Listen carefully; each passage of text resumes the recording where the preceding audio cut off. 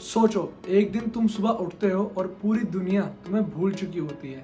तुम्हारा best friend, तुम्हारी girlfriend और वो सारे सुपर हीरो जिनके साथ तुमने दुनिया बचाई थी, किसी को भी याद नहीं कि तुम कौन हो। और सबसे बेकार की बात, इस सब का फैसला तुमने खुद ही किया था। ये है स्पाइडरमैन नो वे होम की असली एंडिंग और इसी एंडिंग से शुरू होगी मार्वल की आने वाली film Spiderman brand new day. तो अगर आप ब्रांड न्यू देखने की प्लानिंग कर रहे हो तो इस वीडियो को देखना बहुत जरूरी है, क्योंकि इसमें आपको पता लगेगा कि पीटर पार्कर के साथ असल में हुआ क्या था। नो वे होम के क्लाइमैक्स में मल्टी यूनिवर्स पूरी तरह टूट चुका था। हर यूनिवर्स के लोग पीटर पार्कर को ढूंढते हुए एमसीयू में आ रहे थे।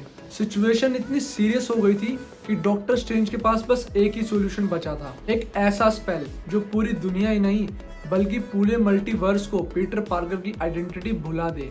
और यही पीटर पार्कर ने अपनी लाइफ का सबसे बड़ा सेक्रीफाइस किया। उसने डॉक्टर स्ट्रेंज को कहा, सबको भुला दो कि मैं पीटर पार्कर हूँ। इस एक डिसीजन ने सब कुछ बदल दिया। स्पेल कंप्लीट होते ही एमजे को याद नहीं रहा कि पीटर कौन है। नेड, जो उसका बेस्ट फ्रेंड था, उसको भी कुछ याद नहीं। हैप्पी होगन को अंत में याद है, लेकिन पीटर नहीं। एवेंजर्स के रिकॉर्ड का एग्जैक्ट स्टेटस मार्वल्स ने नहीं दिखाया, लेकिन प्रैक्टिकल लेवल पर पीटर की पर्सनल लाइफ पूरी दुनिया से इरेज हो चुकी थी। और इसी वजह से एंडिंग में हम पीटर को एक छोटे से रेंटेड अपार्टमेंट में देखते हैं। ना स्टार्क टेक्नोलॉजी, ना ही कोई फैंसी सूट और ना ही कोई सपोर्ट सिस्टम, सिर्फ एक सिलाई मशीन और उसके हाथ से बना हुआ red and blue Spiderman suit. यानी अब वो फिर से वही फ्रेंडली नेबरहुड स्पाइडरमैन बन चुका है।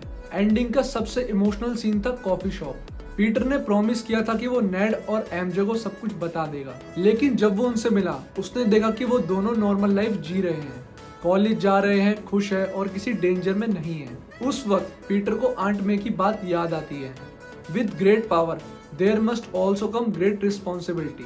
उसने डिसाइड किया कि अगर उसकी वजह से फिर से उन दोनों की लाइफ दोबारा खतरे में आ गई तो बेहतर है कि वो अकेला ही रहे। और इसी डिसीजन ने पीटर को एमसीयू का सबसे लोनली सुपर हीरो बना दिया।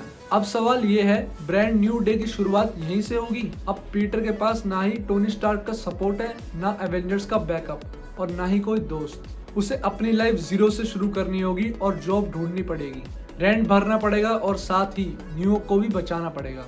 यही वजह है सारे फैंस मान रहे हैं कि अगली फिल्म का टोन ज्यादा ग्राउंडेड और इमोशनल रहेगा।